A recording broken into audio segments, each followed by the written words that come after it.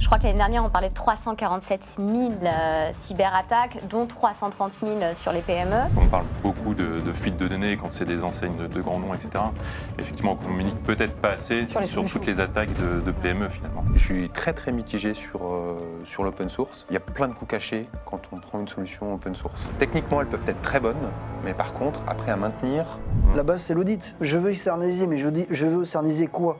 Donc si vous ne faites pas un audit, vous ne saurez pas répondre à la question en fin de compte. Je ne suis pas d'accord quand tu dis que c'est une histoire de coût, parce qu'en fait pour moi c'est juste une question de priorité.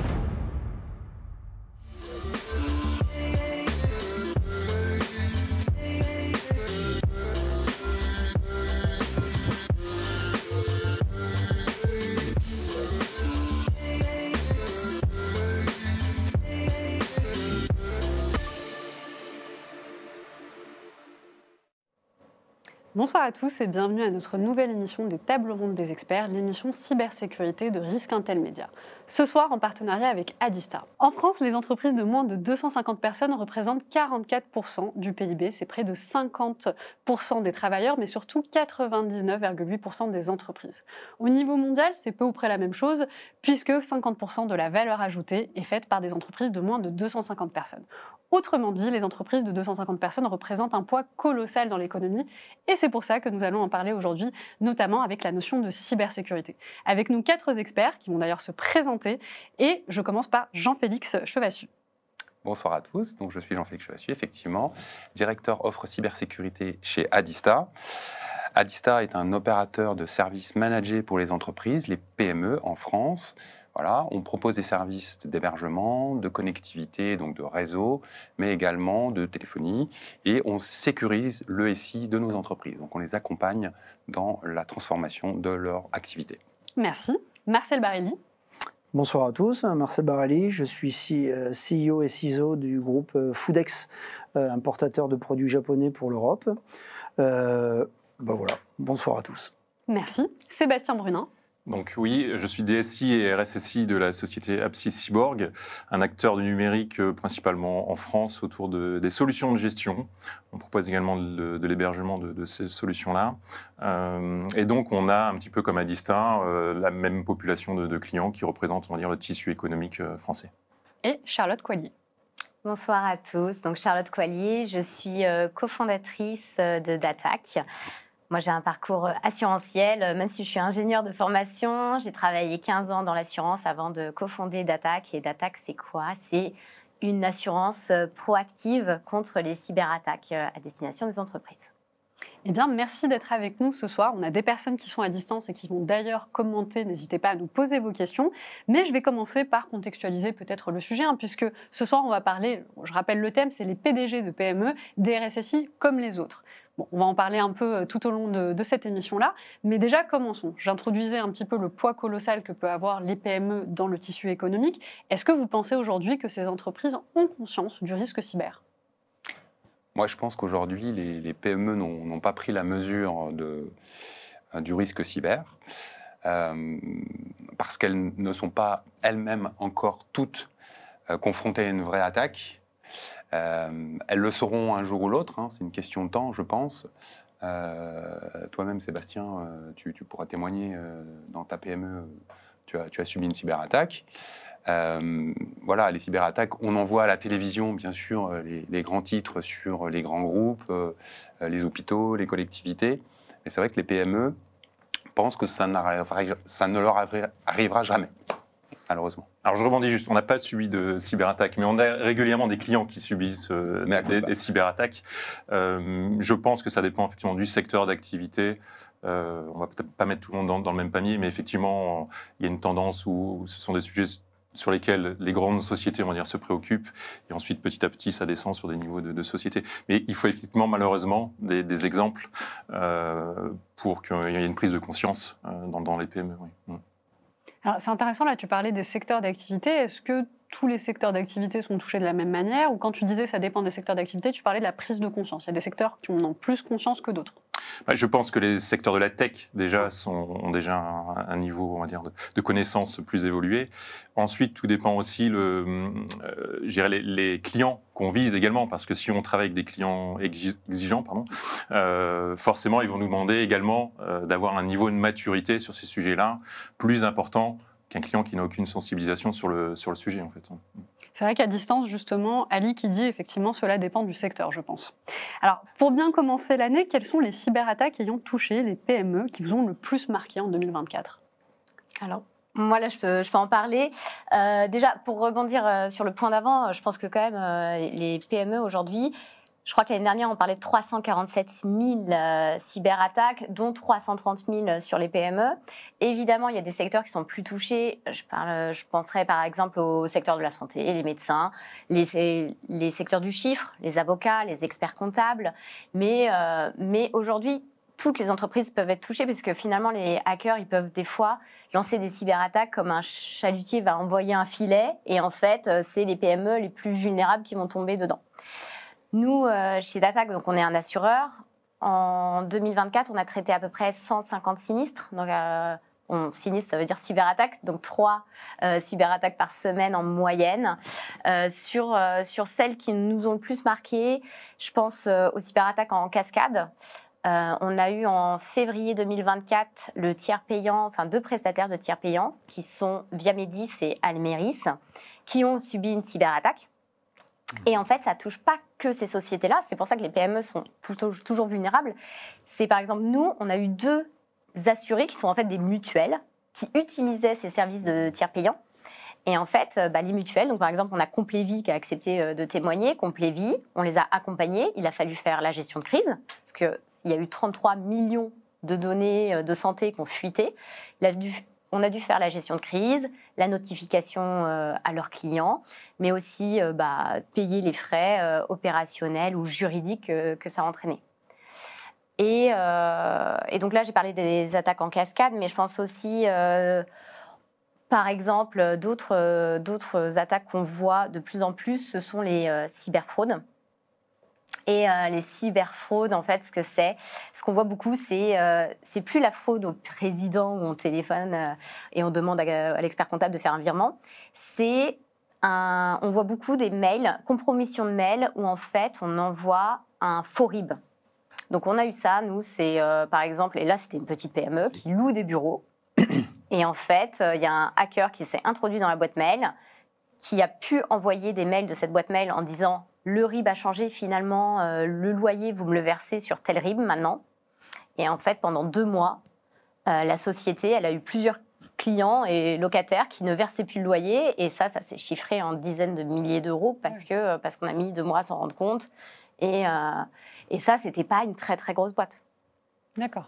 Moi, ce qui m'a marqué en 2024, c'est vraiment l'explosion des rançongiciels sur les PME. Nos clients hébergés chez Adista, qui n'avaient pas forcément souscrit de sauvegarde, qui nous appellent un lundi matin ou un dimanche parce qu'ils n'arrivent plus à accéder à leur système d'information. Et donc, toute leur base client, toute leur base de production se retrouvent inopérants du jour au lendemain.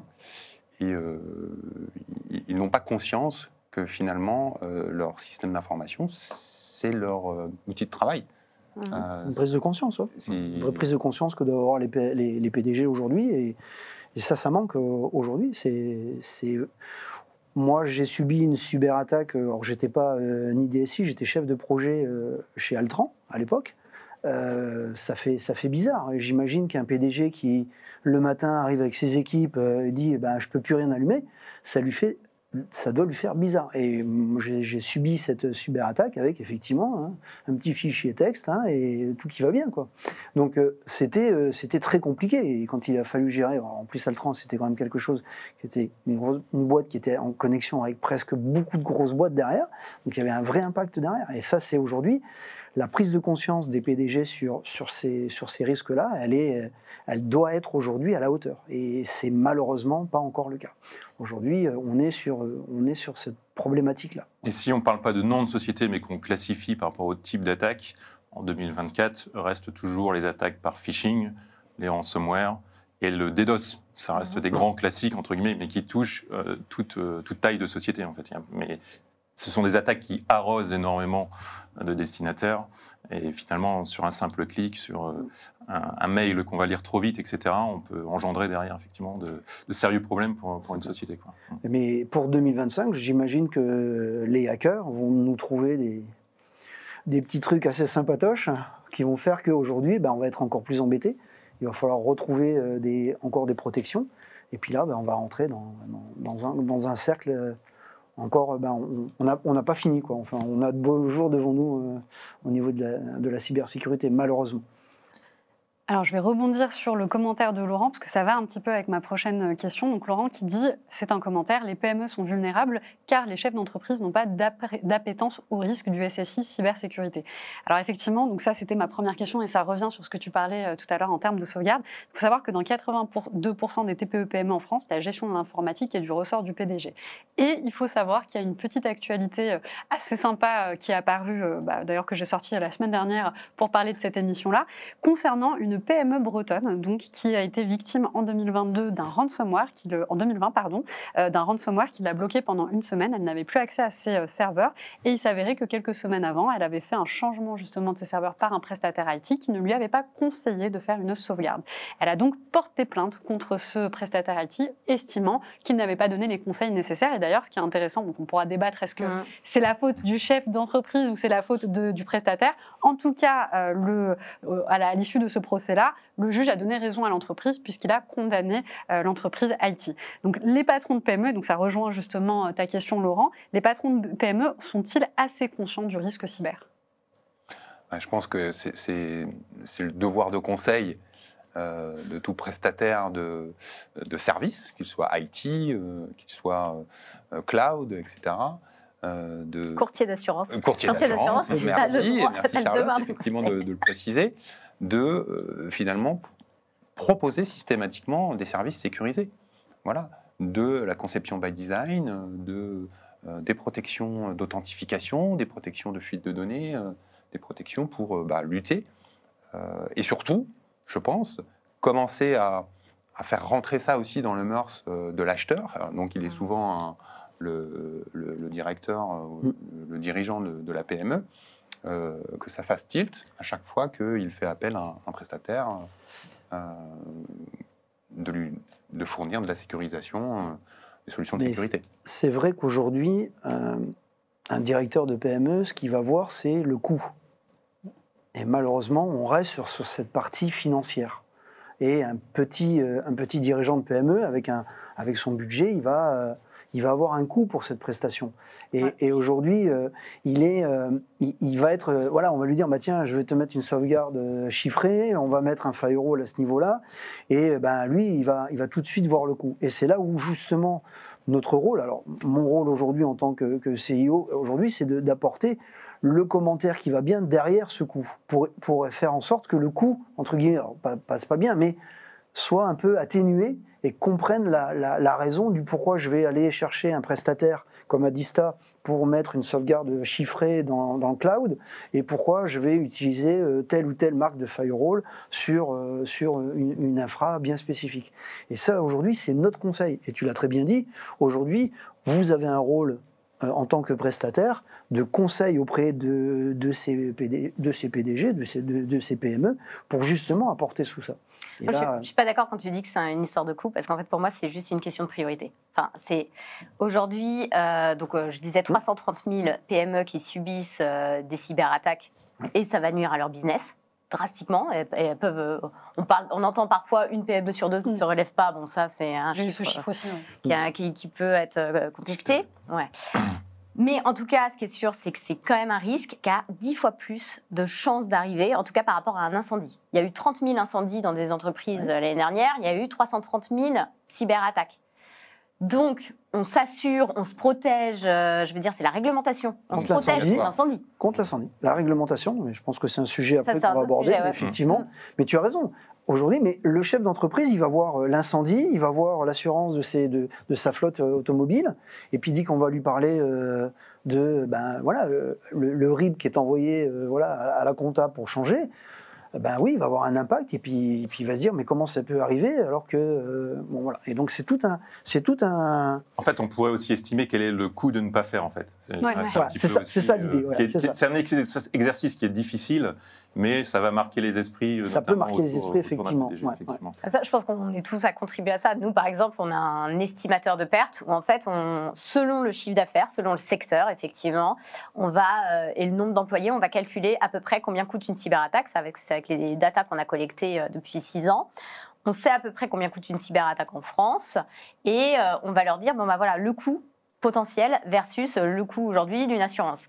Et là où je pense qu'on est tous dans le même bateau parce que, ok, j'ai ma casquette d'assureur, mais être assureur, c'est pas le seul rempart contre les cyberattaques, puisque de toute façon, en tant qu'assureur, on va demander un certain nombre de prérequis qu'on va aussi apporter ensemble avec une solution combinée.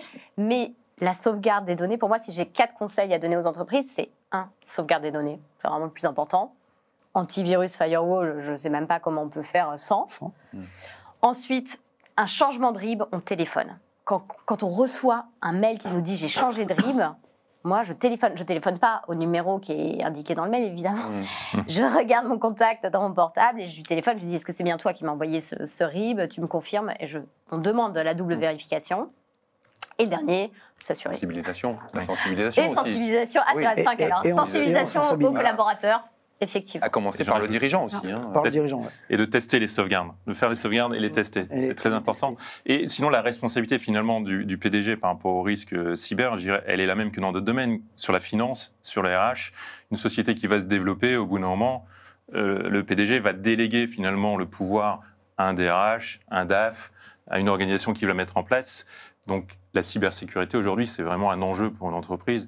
Et donc, c'est vrai que ce poste, en fait, est peut-être à créer assez rapidement. Ou alors, il faut se faire aider, il faut se faire accompagner sur le sujet. Donc, on peut externaliser aussi la sécurité, comme on peut externaliser la gestion de la paye dans une entreprise. Oui, ça existe, les RSSI as a service. Hein, également, par exemple, ouais, des exactement. postes qu'on externalise. Exactement. Alors, j'ai Mickaël, alors il y en a pas mal qui commentent, mais je vais prendre Mickaël qui dit quand vous êtes prestataire et que les petits patrons vous snobent en disant encore et toujours que ça coûte trop cher. Alors est-ce que ça c'est des choses qu'effectivement vous voyez, c'est-à-dire que vous essayez d'expliquer et finalement vous avez un mur, un rempart où on vous dit bah non c'est trop cher. Alors moi j'ai un exemple qui marche à chaque fois. C'est l'exemple de la voiture. Je lui dis à cette personne, vous êtes bien content d'avoir une Renault avec des caméras, avec des airbags, avec des systèmes de sécurité qui vous protègent. Et ce système de sécurité, à votre avis, il est gratuit? Je lui explique que c'est à peu près 25% du coût d'une voiture qui est dans les mécanismes de sécurité. Les caméras, les radars, etc., etc. Et donc, il met sa vie, finalement, dans sa voiture, et son entreprise, il ne la protège pas aussi bien. Voilà. Et ça crée une sorte de déclic en disant, effectivement, si on voit le coût global comme ça, je suis bien content d'être en sécurité dans ma voiture. Et donc, voilà, vous devriez être aussi content de la survie de votre entreprise, vous la protégez, vous contribuez également à augmenter le niveau de cybersécurité en France, parce que vous montrez l'exemple aussi à vos clients, à votre écosystème, aux gens avec qui vous travaillez, à vos collaborateurs qui eux-mêmes ont une famille, vont en parler entre eux, etc., etc. Et si on bondit sur la voiture, alors ça c'est assez drôle parce que finalement, on peut piloter une voiture même sans comprendre comment fonctionne un moteur à explosion, etc., à partir du moment où on a des indicateurs. Voilà. On sait s'il y a des défauts sur la voiture, on sait à quelle vitesse on roule, etc. etc. On connaît à peu près les organes de sécurité qui sont en place. Avoir cette vision du niveau de sécurité d'une entreprise, je dirais, est assez compliqué, entre guillemets, si on ne met pas de moyens en face. Et donc naviguer en vue, qui irait conduire une voiture, voilà, sans aucun indicateur, sans aucun équipement de sécurité, je pense qu'effectivement, il y aurait peu de personnes. Donc, voilà, donc, les indicateurs permettent effectivement de s'assurer que les niveaux de sécurité en place sont efficaces. Alors, moi, j'ai une question pour toi, Charlotte, côté assurance. Et dis-moi si je me trompe complètement. Pour moi, ça fait partie de ces métiers un peu d'urgence, un peu comme les avocats, c'est-à-dire qu'on appelle que quand tout va mal et qu'on oublie d'appeler avant. Moi, j'ai des amis avocats qui me disent très souvent, quand le client me contacte, c'est que déjà tout a été fait. Voilà, s'ils sont dans une situation catastrophique, alors qu'il aurait dû m'appeler 3, 4, 5 mois avant. Je me dis, est-ce que dans l'assurance cyber, c'est pareil? Est-ce que tu as des clients qui t'appellent une fois qu'ils ont le ransomware? Ils disent, voilà, c'est fini, comment on fait? Effectivement. Alors, du coup, c'est pas mes clients au départ, mais parfois on nous appelle effectivement juste pour l'assistance. Donc nous, en fait, dans l'offre, on intervient à 3 moments chez Datac. On intervient en prévention, en amont, on va dire, de la cyberattaque, en fournissant des outils pour améliorer le niveau de cybersécurité. On intervient 24/24, 7 jours sur 7 avec notre équipe de réponse à incident en cas de cyberattaque. Et a posteriori, en indemnisation. Ça veut dire qu'on va prendre en charge tous les frais et les pertes aussi, par exemple, perte de chiffre d'affaires. Et donc, c'est vrai qu'on peut nous appeler juste pour l'assistance sans être assuré. Mais dans ce cas-là, ça veut dire que tout ce qu'on va facturer, c'est à la charge de l'entreprise qui nous appelle. Ça arrive. Après, ce qu'on voit beaucoup, c'est aussi des entreprises qui ont subi des cyberattaques ou qui ont eu un concurrent qui a subi une cyberattaque donc dans son secteur, et dans ce cas-là, il va penser à s'assurer. On a aussi, tu en parlais un petit peu, ce sont en fait les sous-traitants qui ont aujourd'hui des demandes, en fait, des gros groupes pour être assurés avec un certain niveau, parce qu'ils peuvent transmettre un virus ou un prestataire qui intervient dans une grosse entreprise, s'il engendre une fuite de données, il doit être assuré en cybersécurité et de par sa responsabilité civile. Donc ça aussi, de plus en plus d'entreprises, pour gagner des appels d'offres ou pour être sous-traitants de grands groupes, ont besoin d'être cyberassurés. Donc ça aussi, on a des demandes pour ça. Et on a fait un partenariat avec le ministère de la Défense qui demande à tous les sous-traitants, même le producteur de moquettes dans les avions, doit être cyberassuré. Donc ça aussi, c'est pour nous. Donc on augmente aussi l'évangélisation et la connaissance de la cybersécurité et de la cyberassurance grâce à ça. Alors, on a justement un petit témoignage de Patrice qui dit « Moi, je suis DSI à temps partagé pour des TPE-PME et 9 clients sur 10 n'ont pas de politique de sécurité. » Bon, ça commence mal, j'ai envie de vous dire. Alors, Diane qui pose la question « Quels sont les leviers pour faire entrer la cybersécurité dans les priorités dans la stratégie du DG? La communication de masse n'est pas adaptée. » C'est une bonne question. Alors, là, on parle de la sensibilisation du PDG ou globalement du tout à fait. Vraiment de sensibiliser le PDG afin de faire rentrer justement la cyber comme une priorité stratégique. C'est ce que j'en comprends de la question. Alors, il y a des programmes qui existent de sensibilisation qui sont organisés par les cybercampus, par exemple. On a pas mal de MOOC sur l'ANSSI, sur cybermalveillance. Donc, le contenu, on va dire, pour sensibiliser un DG est là. Ensuite, comme on le disait, peut-être citer des exemples, tout simplement. C'est assez facile maintenant d'ouvrir sa boîte mail et d'avoir dans nos newsletters toutes les sociétés qui se sont fait cyberattaquer dans la semaine. Voilà, donc ça peut parler rapidement, donc, parce qu'on parle beaucoup de fuite de données quand c'est des enseignes de grands noms, etc. Mais effectivement, on communique peut-être pas assez sur toutes les attaques de PME finalement. Et même sur les solutions. Moi, c'est quelque chose dont je me suis assez rapidement aperçue, surtout en 2024, parce qu'on a eu pas mal de fuites de données de partout. Et en fait, on avait de très gros titres, très alarmants. Donc voilà, les grands médias mainstream faisaient de la communication autour, mais surtout pour alarmer. On n'avait pas vraiment de solution qui était faite, notamment pour les fuites de données. Nous, côté Risque Intel, on a fait justement des infographies pour expliquer qu'est-ce qu'on peut faire avec un IBAN, voilà, quels sont les risques que vous avez, et donc ce que vous devez mettre en place. Quand vous regardiez les médias mainstream, on avait juste X millions de données qui ont fuité, vraiment très catastrophique. Moi, j'avais eu une table ronde, justement, on avait un peu parlé de la communication, et on était venu à la conclusion suivante, c'est qu'aujourd'hui, c'est un peu comme, vous savez, l'expression, quand on est dans un écosystème, dans un secteur, on oublie parfois que les gens qui ne le connaissent pas ne vont pas parler le même langage que nous. Et je trouve que la communication en cybersécurité est très technique. Donc nous, entre nous, on la comprend très bien parce qu'on vit dedans. Mais vous prenez quelqu'un dans la rue qui n'est pas du tout dans ce secteur-là, on ne va pas réussir à le toucher.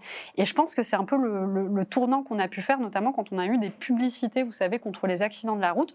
On a fait des choses qui parlaient à la masse, au grand public. Alors c'était choquant, mais ça permettait de toucher un peu dans les cœurs, j'ai envie de vous dire, la population, et donc de faire passer le message. Et je pense que la cybersécurité, ça devient un problème de société en réalité. Ça devient quelque chose qui touche vraiment tout le monde.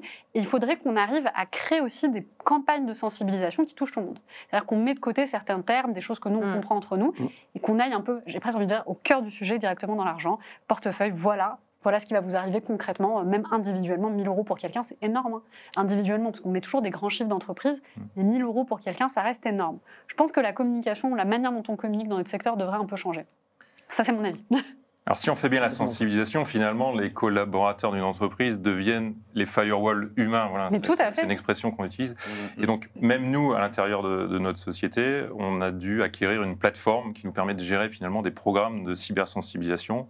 Donc, c'est un peu vu par certains comme une punition. Oui. Voilà, on pousse des formations, on organise des sessions de simulation de phishing. Et si la personne clique sur un lien qui est piégé, elle a le droit à resuivre encore une nouvelle formation pour vérifier qu'elle a bien les bons réflexes pour identifier justement des mails piégés. Quoi. Donc, alors pour une PME qui va avoir effectivement un DSI ou un RSSI, ça va être quelque chose qui va être presque rentré dans les mœurs. Aujourd'hui, on met en place une campagne de phishing pour sensibiliser nos collaborateurs, pour dire bon ben voilà, quand vous avez quelque chose, bon, n'hésitez pas, attention. Voilà.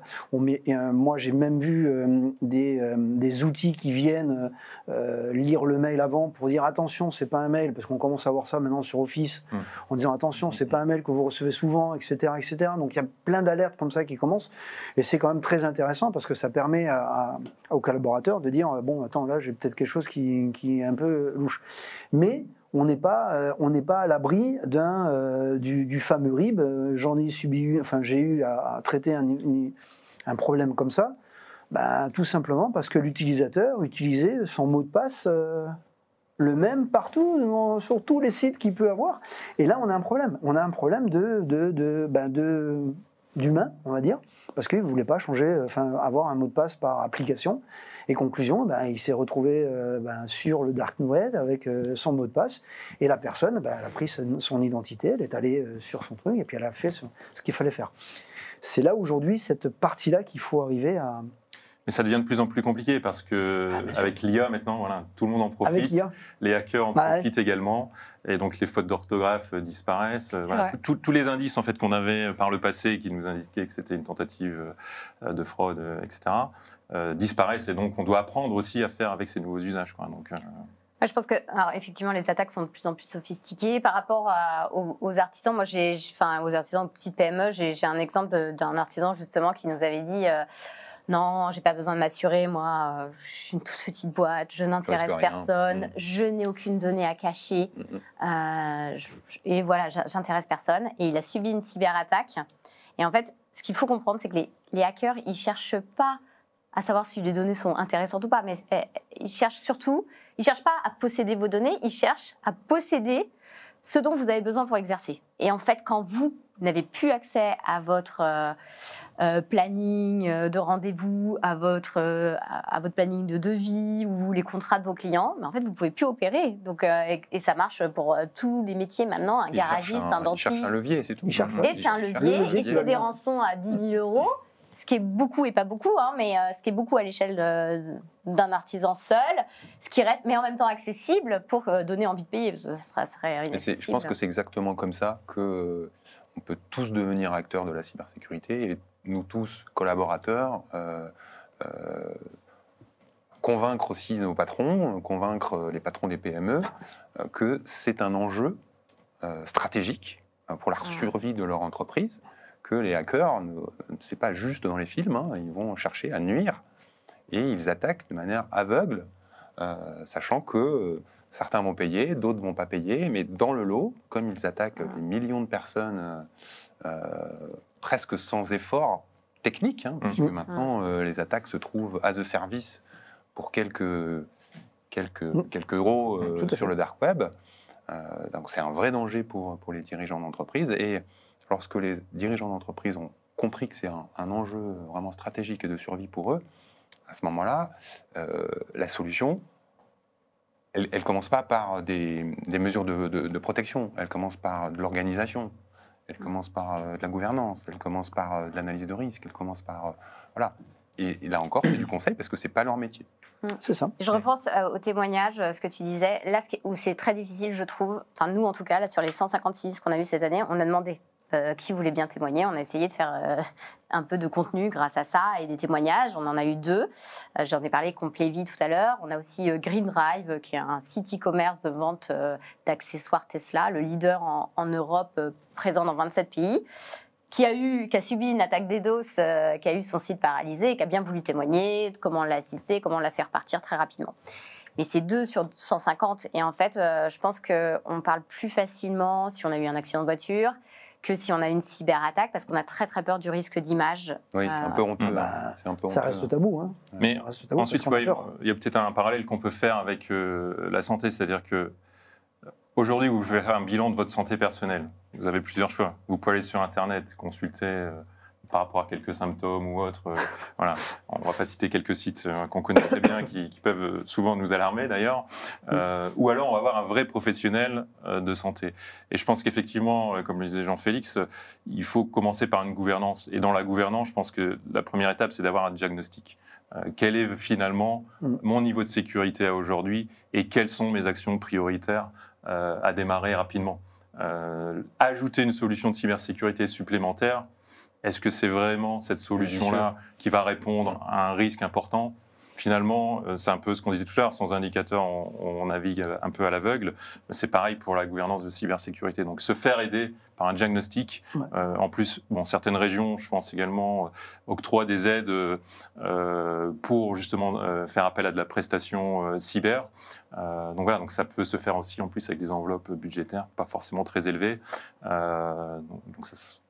Moi, si j'ai un conseil à donner, c'est effectivement de partir sur un diagnostic. Ouais. Un audit du SI, ouais.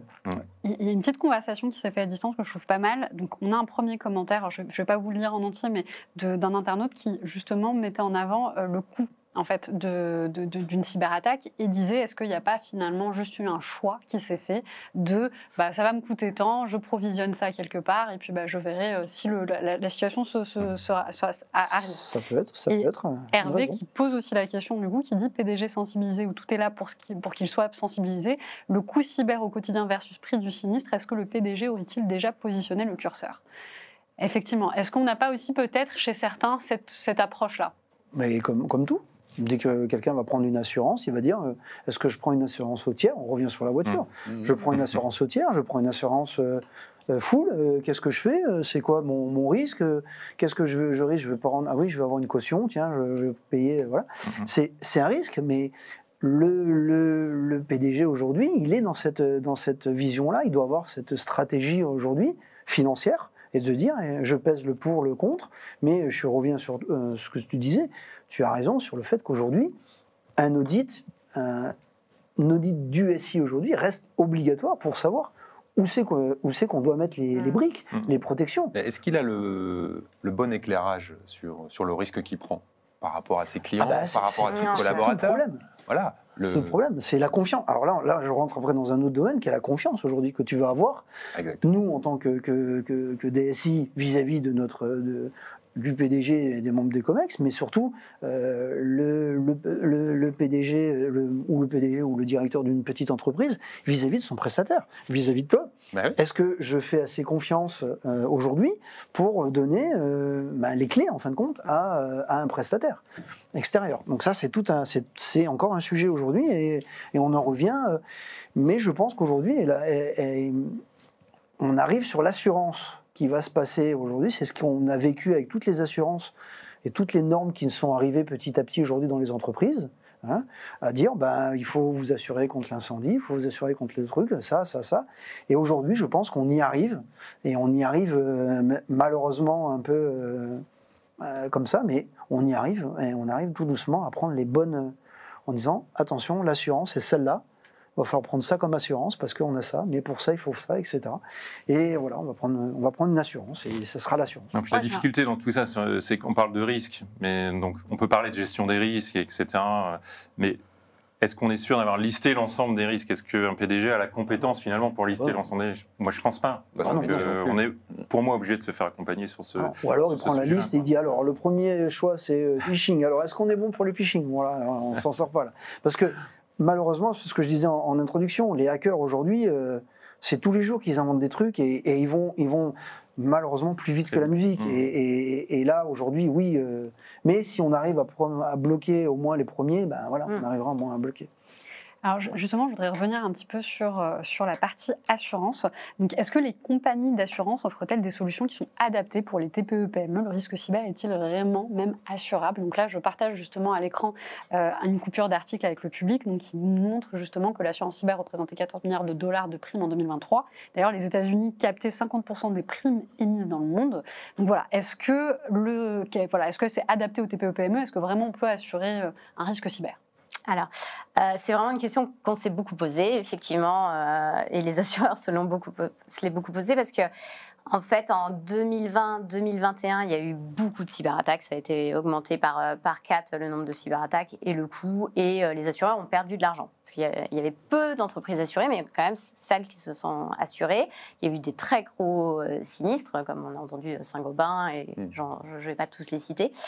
Donc, ça a été des années où les assureurs n'étaient pas rentables et ils n'aiment pas trop ça. Donc, ils se sont dit, on va réduire notre exposition à ce risque qui peut être systémique. Et c'est ça qu'on aime moins aussi quand on est assureur. Parce que l'assureur, ce qu'il aime, c'est de se dire, je prends 100 clients qui vont payer une prime et en fait, je sais qu'il n'y en a que 1 ou 2 sur les 100 qui vont avoir un sinistre et les autres vont payer pour lui.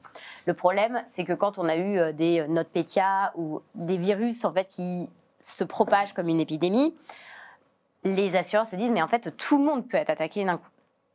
Donc, ils ont eu très peur. Et c'est là où on s'est lancé, parce que nous, d'Attaque, on est une assurance couplée à des outils de cybersécurité, sans rentrer dans tout le détail, mais on fait un audit dès le début pour voir si la personne est assurable ou non. On l'aide à patcher ses vulnérabilités, on l'aide à corriger les mots de passe qu'on fuitait sur le dark web, etc. Donc, clairement, il faut augmenter un peu le niveau de cybersécurité en amont et pas prendre n'importe qui, parce que là, c'est sûr que sinon, ils vont tous tomber dans le filet du chalutier dont je parlais tout à l'heure. Donc, maintenant, aujourd'hui, c'est assurable. Et si maintenant, il y a des assurances adaptées au TPE-PME, on parlait du coût, on commence à 200 € par an pour un indépendant ou un artisan, et on va être à moins de 5 000 € pour une entreprise jusqu'à 50 millions d'euros de chiffre d'affaires. 5 000 € par an. Je pense que c'est pour ça que je disais, c'est pas une question de budget, là, vous c'est une assurez priorité. Le chiffre d'affaires, vous assurez tout. On le chiffre d'affaires, l'assistance 24/24, 7 jours sur 7, et la restauration des systèmes d'information, la déclaration CNIL, toute la gestion de crise, faire repartir l'entreprise au plus vite et prendre en charge tous ces frais-là, à la fois de nos experts ou des experts aussi où on a pu faire appel, et bien sûr aussi s'il y a des pertes d'exploitation, donc une perte en chiffre d'affaires. Bon, on est d'accord que l'assurance cyber, ça suffit pas. Mais non, non, parce que justement, nous, on peut pas tout prendre, on peut pas prendre tous les risques, donc on est obligé de leur demander d'avoir des sauvegardes des backups. Voilà, il y a quand même... mais ça c'est une question effectivement. Donc c'est-à-dire que si vous donnez une assurance que si certaines choses sont faites. Oui. Ok. Ah oui. D'accord. Ouais, voilà, c'est ça le gros changement aussi depuis quelques années, c'est qu'en fait, c'est comme, même si vous avez une assurance habitation, vous avez une serrure. Et vous ne laissez pas votre porte ouverte. Je veux dire, et puis des détecteurs de fumée, ce genre. Finalement, la prime d'assurance dépend du niveau de protection qui est en place, que ce soit pour une maison, pour une voiture. On revient donc on a le niveau 1. Exactement. Le niveau 1, c'est vraiment, c'est pour ça que je disais, c'est backup et antivirus. EDR et l'EDR d'Adista, on a un partenariat avec Adista pour en fait packagé on est plutôt sur des ETI au niveau d'EDR, mais clairement, nous, plus l'entreprise elle a un bon niveau de cybersécurité, moins elle va payer cher en assurance. Le risque est vraiment moindre. Et ce qui peut être intéressant justement en cas d'incident, si on parle des incidents, c'est de s'y préparer finalement, et même de façon assez simple, de s'assurer déjà, est-ce qu'on a une cyberassurance, qu'est-ce qu'elle couvre exactement, etc. Est-ce qu'on a des contacts de sociétés cyber sous le coude qu'on peut appeler? Vaut mieux en avoir plusieurs en plus, parce qu'ils sont peut-être déjà en train d'œuvrer sur une autre cyberattaque d'une autre société. Donc il faut faire ce petit exercice de se dire finalement, qu'est-ce que j'ai besoin en cas d'incident? Qui va piloter la gestion de l'incident aussi, parce que on peut donner des ordres à des contre-ordres suivant la hiérarchie qui est en place dans une entreprise. Donc réfléchir tout ça calmement avant que l'incident arrive, ça sera beaucoup plus efficace que de traiter ça à chaud quand l'événement se produira. Donc, Justement, tu parlais de ça, de dire qu'est-ce qu'on fait et on met le niveau. Est-ce que la réglementation aujourd'hui peut nous accompagner, peut accompagner les directeurs de PME? La réglementation, alors je parle de NIS 1, NIS 2 et j'en passe, c'est des meilleurs. Effectivement, pour moi, elles ont ce côté, elles vont avoir ce côté positif aujourd'hui parce que on part sur des grosses sociétés où on impacte un vrai impact cybersécurité, puis on commence à descendre. NIS 2, je crois que c'est 50 millions de chiffre d'affaires et 50 personnes, 50 employés. Donc ça va avoir un impact et je trouve que ces réglementations aujourd'hui, au-delà de l'aspect, je dirais, comment ça s'appelle réglementaire et coût financier si vous n'avez pas fait le truc, ça permet à un petit chef d'entreprise de dire bah, tiens, moi j'ai une réglementation, est-ce que mon prestataire, je me retourne vers toi, mais est-ce que mon prestataire répond aujourd'hui à cette réglementation qui arrive, alors effectivement elle arrive de l'Europe, mais répond à cette et ça permet de mettre en confiance le dirigeant de PME vis-à-vis du prestataire en disant bon bah lui il sait répondre à cette prestation, il sait qu'il me faut une sauvegarde, il sait qu'il me faut ça, il sait qu'il me faut ça, ok, entre guillemets je peux y aller, pas bon, mais je trouve que c'est plutôt positif et il faut pas le voir à mon sens comme quelque chose de négatif, bien au contraire. Non, je pense que c'est un vrai progrès. NIS 2 pour les PME, parce qu'elles sont bien sûr assujetties à NIS 2, parce qu'elles amènent justement ce cadre de cybersécurité qui n'est pas nouveau. Tout à fait. Ça reprend le guide d'hygiène de l'ANSSI, ça reprend l'ISO 27001, donc des règles assez basiques, connues depuis longtemps, d'authentification multifacteur, d'exercice de crise, d'audit effectivement des risques, de revue régulière des processus, etc. Et bien sûr des protections, des mesures de protection périmétriques.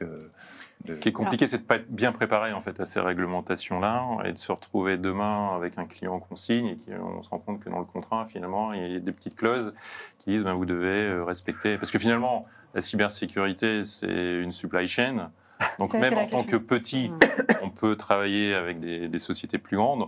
On fait peut-être appel nous-mêmes aussi à des services externalisés. Et donc il faut s'assurer que dans la délivrance d'un service, finalement, tout soit sécurisé et qu'il n'y a pas de maillon faible, finalement. Donc le principe de cette chaîne. Et donc très rapidement, même une petite société, suivant toujours le secteur d'activité, suivant ses clients, peut se retrouver demain avec vous devez être certifié ISO 27001, vous devez respecter NIS 2, etc., etc. Donc les exigences de toute façon arriveront à travers des contrats probablement clients, même si en frontal directement on n'est pas obligé de respecter cette réglementation. Alors, on va faire juste un petit point des grands messages qu'on a pu se dire depuis le début de cette émission pour le public qui nous a rejoints entre-temps, et même pour le public qui nous a suivis depuis le début, c'est toujours bien de retaper sur les bons messages. Donc 3 messages ont été retenus. Le premier, c'est « Les PME n'ont pas pris la mesure du risque cyber car elles n'ont pas encore été confrontées à une cyberattaque, même si elles le seront un jour ou l'autre. » Le deuxième message, « La fraude au faux RIB est en recrudescence. Des cybercriminels se font passer pour la victime auprès de ses clients pour percevoir des paiements. En cas de changement de RIB, appelez. » Pas le numéro qui est dans le mail, je reprécise. Et troisième message, le premier réflexe d'une PME devrait être de faire un diagnostic. Rien ne vaut un bon audit de SI. Le second, de faire des sauvegardes et de les tester. Le troisième, de s'assurer contre le risque cyber.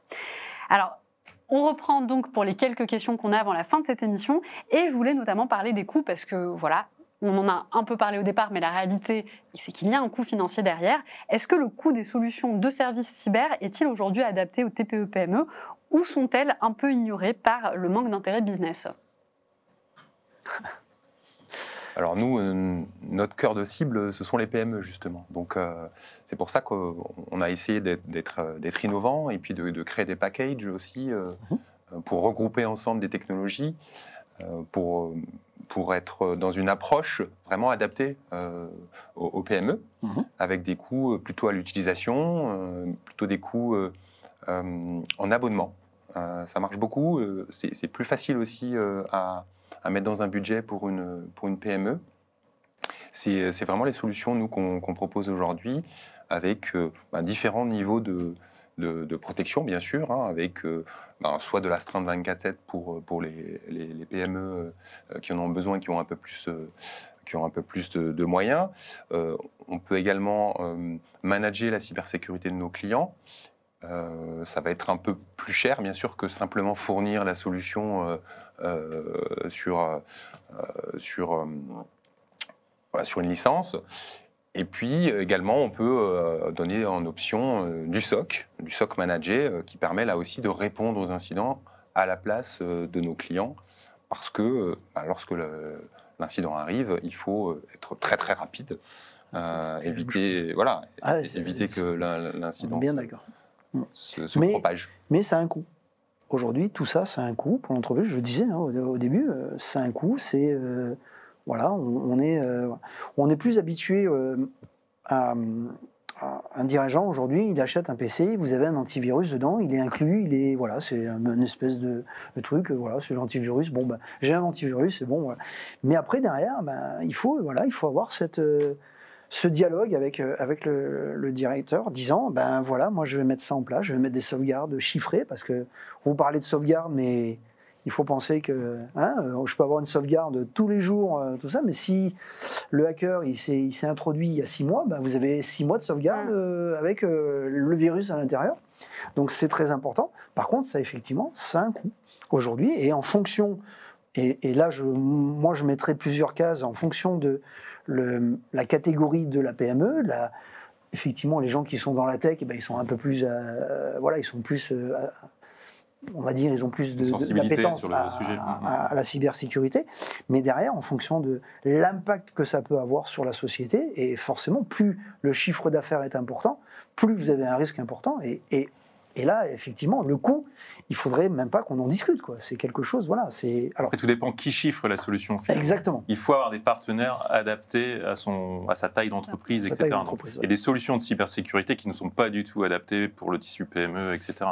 Donc, il faut également être bien conseillé sur le choix des solutions et avoir une société qui connaît vraiment le panel complet des solutions, parce qu'on peut avoir des solutions dédiées, des solutions mutualisées, des solutions qu'on héberge directement. Donc voilà, il faut vraiment avoir les bonnes informations et être sûr de travailler avec et avoir même des avis externes d'autres partenaires. Ça peut être intéressant de confronter plusieurs avis. Ce que je comprends, si on résume ça dans une phrase, c'est que finalement, c'est un peu un fantasme de dire la cybersécurité n'est pas adaptée aux TPE-PME. Il existe des sociétés, finalement, pour toi, pour Adista, c'est majoritairement les TPE-PME qui sont vos clients, si je comprends. Donc, il existe des sociétés qui se spécialisent sur ce marché et donc qui construisent des offres qui sont adaptées. Mais effectivement, comme tu le disais, Sébastien, il y a des entreprises pour qui c'est pas du tout leur marché, donc c'est complètement peut-être des sommes qui sont beaucoup trop fortes, mais pour une TPE-PME, il y aura forcément un coût, rien n'est gratuit dans la vie, évidemment, mais il y a des entreprises qui ont créé des solutions et des offres spécialement pour eux, donc il faut regarder. Voilà. Il faut peut-être sortir de cette idée que la cybersécurité est quelque chose qui coûte beaucoup trop cher et qu'on ne peut pas se permettre quand on est une petite entreprise. C'est ça. Moi, comme tu me disais le chiffre tout à l'heure de l'assurance, je me disais qu'il faut que je t'appelle. Il faut qu'on en discute. Il y a beaucoup de personnes qui vont l'appeler ce soir. Voilà, je me disais, je vais vous laisser mon numéro. C'est pas si énorme que ça va. Alors, moi, j'aimerais qu'on parle justement des solutions open source. Qu'est-ce qu'il en est? Est-ce que ça peut être une voie salutaire pour les PME? Alors moi, je suis très très mitigé sur l'open source, parce que pour moi, c'est pas adapté pour les PME. Pourquoi? Parce qu'il y a plein de coûts cachés quand on prend une solution open source. Techniquement, elles peuvent être très bonnes, mais par contre, après à maintenir, déjà à intégrer, à mettre en place, et surtout la mise à jour, toutes les solutions de cybersécurité, si elles ne sont pas mises à jour quotidiennement, eh bien, ça devient vite un gruyère. Donc, pour moi, ce n'est pas adapté. Alors, déjà, open source, qu'est-ce qu'on entend par open source? Parce qu'il y a plusieurs licences dans l'open source. L'open source, finalement, c'est quoi? C'est l'assurance d'accéder au code source qui a été produit. Demain, cet éditeur tire le rideau, etc. On aura encore la possibilité d'utiliser l'application parce qu'on aura accès aux sources. Ou alors, on pourrait adapter les sources pour ajouter des fonctionnalités dans cette solution. Est-ce que c'est vraiment l'objectif d'une PME? Mais non, c'est pas son métier. Alors, après, je suis partagé parce qu'on peut très bien aussi avoir un prestataire qui va vous fournir une solution open source, mais qu'il va lui manager. Donc ça peut faire diminuer les coûts, parce qu'effectivement, il peut ne pas y avoir de coûts de licence. Et gérer, on va dire, du freeware plutôt que de l'open source en interne, Je rejoins effectivement Jean-Félix. Ça peut être un peu... il y a du temps masqué derrière tout ça, il y a des coûts masqués. Ça demande souvent beaucoup plus de temps en administration, en exploitation. Et ça demande aussi souvent des compétences plus pointues. On va souvent être sur des systèmes Linux, on va être sur des choses rapidement dans une console à taper des lignes de commande. Alors que sur des solutions type éditeur assez classiques, on va avoir une vraie interface, on va avoir des menus, etc. Donc, oui, il faut mesurer là également le coût que peut avoir l'introduction de solutions gratuites dans une entreprise. Et le jour aussi où on aurait un souci avec cette solution-là, se retrouver seul, ça peut être aussi compliqué. Donc, moi, je dirais de l'open source, mais fourni par une société et managé par une société. Oui, je suis d'accord. Ma prochaine question, elle est également pour le public, pas que pour vous. Pour la cybersécurité d'une TPE-PME, faut-il recourir à l'externalisation? Si oui, que recommanderiez-vous d'externaliser? Pourquoi? Alors pourquoi je la pose également au public? Parce que je vois depuis tout à l'heure vos échanges, et parmi vous, il y a des RSSI et des DSI qui sont en fait à mi-temps justement dans des TPE-PME. Donc je veux bien votre avis également sur comment vous faites, est-ce que vous externalisez les solutions ou les prestations en cybersécurité? Et puis forcément autour de la table on a les experts, donc je veux bien votre avis. Alors, est-ce qu'on externalise et qu'est-ce qu'on externalise? Moi, je pense qu'aujourd'hui, on doit avoir ce discours de dire « je vais externaliser parce que mon cœur de métier, il est comme ça, je fais ça, donc je peux externaliser. Je suis un industriel avec une usine, eh ben, je dois avoir cette solution de dire « ben non, je vais tout garder on-premise parce que j'ai besoin de réactivité, j'ai besoin, parce que j'ai aussi une équipe qui est capable de le faire. » Voilà. Je suis... tout va dépendre de, en fin de compte, quelle est la société. Voilà. Quel est le business de la société et quel est le... Voilà, bien sûr, le chiffre d'affaires de la société va faire en sorte que vous allez avoir une équipe ou pas, parce que vous pouvez avoir une petite PME qui n'a pas d'équipe. Et si vous avez une équipe, effectivement, qui va pouvoir mettre en place un SOC, gérer les firewalls, gérer les sauvegardes, ben, vous avez tout qui va bien. Effectivement, l'externalisation peut avoir un risque, parce que, ben, en fin de compte, vous enlevez une partie du travail à votre équipe, et puis derrière, bon, ben voilà, il y a tout ce qui peut se passer derrière. Et je reviens sur la confiance, bien sûr. Après, oui, l'exigence également, parce qu'un SOC, on espère d'un SOC qui soit surveillé 24 sur 24, 7 sur 7. Bon, je ne pense pas qu'une PME va mettre en place des astreintes, des collaborateurs 24 heures sur 24 derrière un écran. En fait, finalement, que ce soit l'informatique ou la cybersécurité, le sujet de l'externalisation, je rejoins Marcel, effectivement, tout dépend des compétences qu'on a en interne, tout dépend de la taille des équipes. Mais voilà, il y a des sujets sur lesquels essayer d'internaliser, pour moi, c'est un chantier, entre guillemets, perdu d'avance. Donc, mais la base... externalisation, là où on est mauvais, finalement. Ouais. Donc, mais la base, c'est l'audit. La base, c'est l'audit. Je veux externaliser, mais je veux externaliser quoi? Donc, si vous ne faites pas un audit, vous ne saurez pas répondre à la question, en fin de compte. Parce que, oui, ok, je vais mettre tout en sauvegarde dans le cloud, vas-y. Mais faites d'abord un audit, voilà, c'est pour les gens qui nous écoutent. Faites un audit, voyez vos faiblesses, voyez vos forces, et puis derrière, eh ben, vous prendrez les décisions qui vont bien en fonction du mi-temps que vous êtes en train de faire, et vous allez pouvoir conseiller réellement le bon interlocuteur en disant, ben voilà, la solution que moi j'estime pour la PME, pour la TPE, c'est celle-là. Donc, encore une fois, faites un audit. Et après, vous pourrez répondre à toutes ces questions. Enfin, c'est mon message. Oui, non, mais c'est vrai que l'externalisation, elle peut aussi être faite via de l'infogérance, tout simplement. L'infogérance du système d'information peut inclure des solutions de cybersécurité, du SOC, du SOC managé. L'avantage de l'externalisation, c'est que vous bénéficiez aussi de l'expérience des autres clients de votre prestataire. Quand il y a une attaque ou un type d'attaque, une 0D, quelque chose qui vient d'arriver, qui n'a pas été vu ailleurs, et bien tout de suite, vous en bénéficiez. Tout de suite, on va patcher vos systèmes, on va surveiller ces IOC, parce qu'une nouvelle faille a été détectée. Et si vous avez votre propre équipe, quand vous avez une équipe IT au sein de votre PME, vous n'avez pas ces informations. Et si on a un conseil qu'on peut donner, c'est un peu comme les assurances, quand on fait de l'externalisation, il faut vraiment regarder dans le détail le contrat. Qu'est-ce qui est couvert en termes de responsabilité du prestataire auquel vous allez faire appel.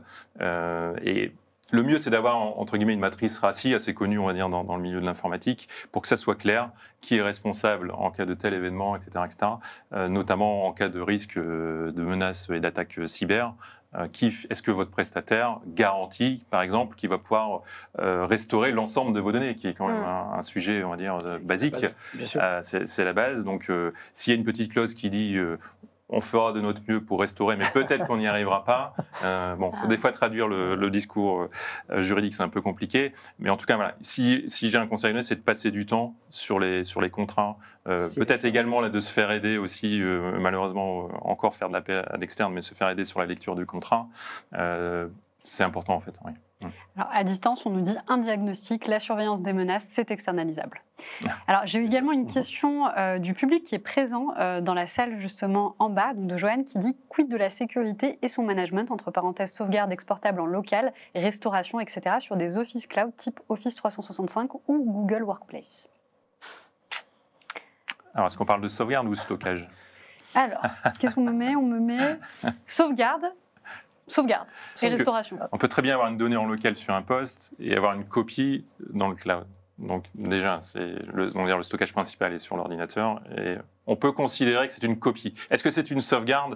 Je ne suis pas sûr. Est-ce qu'on peut restaurer la donnée telle qu'elle était il y a une semaine, un mois, etc. Est-ce qu'on a la garantie qu'aucun virus viendra toucher cette copie? On n'en a pas non plus l'assurance. On parlerait de sauvegarde quand c'est immuable, on va parler de services plutôt S3, Amazon, etc.